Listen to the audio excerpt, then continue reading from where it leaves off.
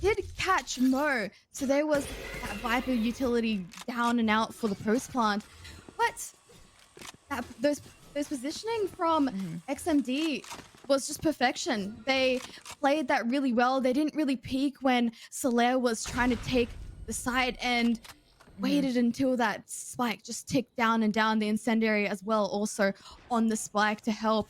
And this is what you need to see. We need to see more of that explosiveness that they did show in that round. They got the spike planted, they went into their post-plant positions, and they held down and played disciplined.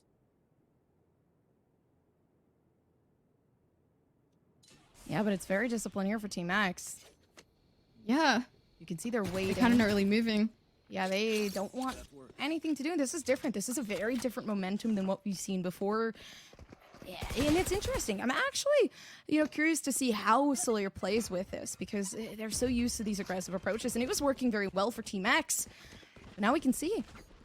They decided, TMX is like, hey, we're not going to continue doing this thing that we've been doing before. We don't want to be predictable. We're going to attempt to go for something new.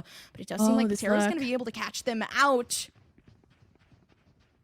Problem is, how well will it work? CC's gonna be caught out. Now they know exactly where Taro is. But the question is, are they gonna be able to catch Taro as well? Taro might just be able to get that flank through, especially with Chobo. They're not gonna be able to watch it. It's gonna be Mo attempting to hold it down. The snake bite there, and there it was, the vulnerability, but Mo is not able to take it. Now it's the 1v1, and we can see it's Medici versus Taro.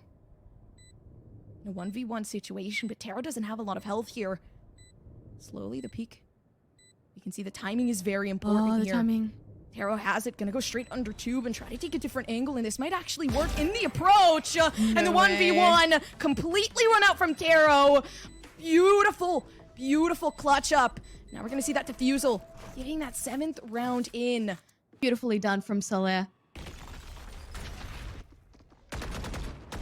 Trailblazer comes through, but it is able to catch Chobo. Although, it's the whole site free reign for Chobo, so regardless. Still, Chobo in a good position. The flash in hand, but nobody's there. This is dangerous. 2 players down showers. Chobo completely exposed, but still, surprisingly enough, able to get the one for SLR. And that is Mo down. They don't have that Viper util. They're going to have to rely on Medici to be able to get those smokes down for Team X. And it's working out nicely. The paint shell comes out in the nick of time, but a little bit too late. It's unfortunate, but we can still see here SLR trying to gain that crown, trying to get that sandwich in, and attempting to hold it, attempting to regain what they have recently lost. It is possible. We can see Team X not giving it up easy. They are attempting to take it. And it is really hard right now, as it seems the orbital strike there, it's going to completely erupt. And now Medici able to get the one pick down. It's a 3v2. SLR not having a good time. And it does seem like maybe, just maybe now, Team X are finally able to warm up to everything going on. It seems like the adapting is happening. You can see they're attempting to push up down A. And now it seems like they're trying to go for more of a flank here. They know that chamber util might not be, that important. And now it isn't. Chamber util completely down on Team X. It does seem like now, this time around, Team X is able to take the B site, but let's not forget they have no more of that flank utility. Anybody can flank around whenever they want to on SLR, and they have the bigger numbers. They have the Spectres, they have the Sheriff, they have the Phantom. They have all of the weaponry that you could possibly have on SLR, but the flash is there. It is going to be a team flash, unfortunate, but SLR still able to take the retake. And I think one of the things that's a little bit dangerous about the way that Team X is holding the site is that they're not. They're holding the outer edges. They're trying to hold everything else, but it does seem like that was just a fake out, baby. And now this is the real game. Team X on the A site, let's take it. They're holding it as hard as they can. They're watching every single crevice angle. You can see there is that U-Haul control, Showers control as well. The moment that Azala peeks out, might just be able to catch Chobo, as Chobo is not watching. Jobo having exactly no idea what's going on. And now it's the battle down in U-Haul. Everybody's taking a fight and everybody wants one of the pieces. Completely picked up by TMX. And a beautiful fake out. That was complete knowledge. That was completely knowledge based. That was so technical from TMX. From Hookah, ran right to CT. The Seekers did not actually catch out Mo, who was holding elbow. So she did get that freebie pick while they were rotating through CT to the A site. But, oh, we're getting right into the action of this last round of the first half. When that's the one.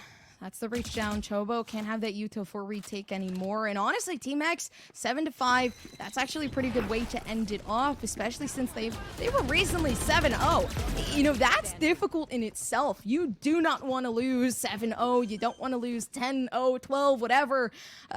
And now they were able to bring it up. They're slowly regaining their composure. And we did say, hey, maybe it's a warm-up round for Team X.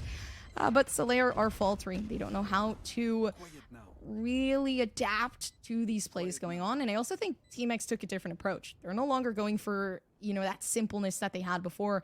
They're going for something a little bit more technical. Yeah, they have been. They've finally warmed up and, well, Terra's left in a 1v5 situation, so, and a showstopper as well, right in the face. So, styled. They use the ultimate economy in their hands, and every single one of the rounds they won, they won because of that ult usage. But we're getting right into the first half. My god, the action is happening.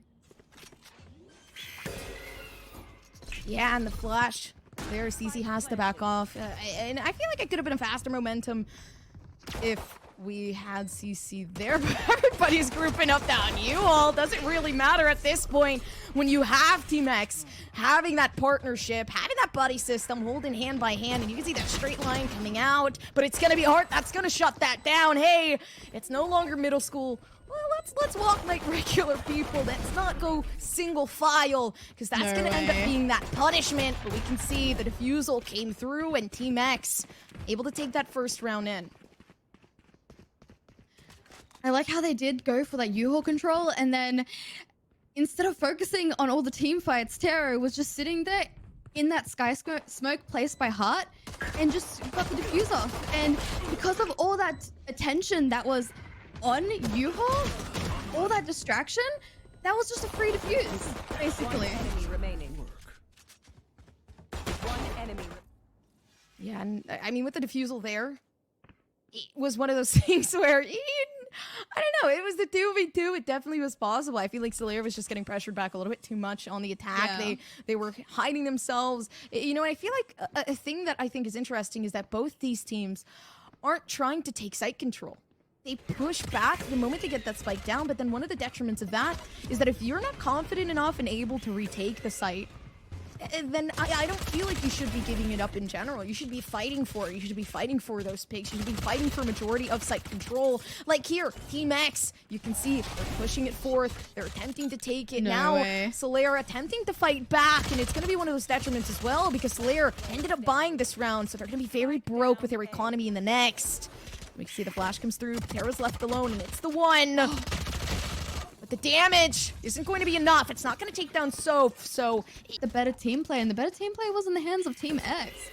And we go into this a bit of a Shiko round, except for Terra using the Headhunter.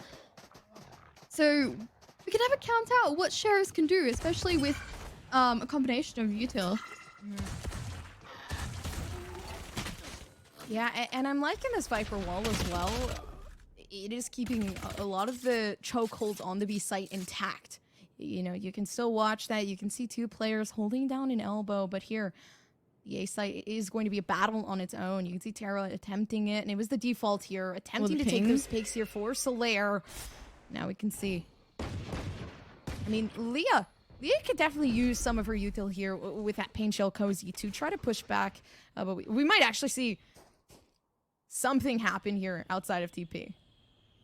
Yeah, it looks like the rotations for Team X are going towards just that B site, but I mean SLR, sorry.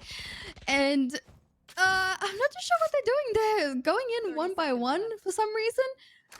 With those sheriffs. So I think a bit of a miscommunication there. Just Team X looking to try and get these players one by one. But look just how suppressive this Viper util is. They're going to be able to get that guiding light flash out. A bit of a team flash there. But Soph is out. She does get 3 for herself. Adding to those all points, 3 away now from the Seekers. But that was that anti-eco. So looks like SLR now looking to buy up. This is going to be a pivotal round, Darlene.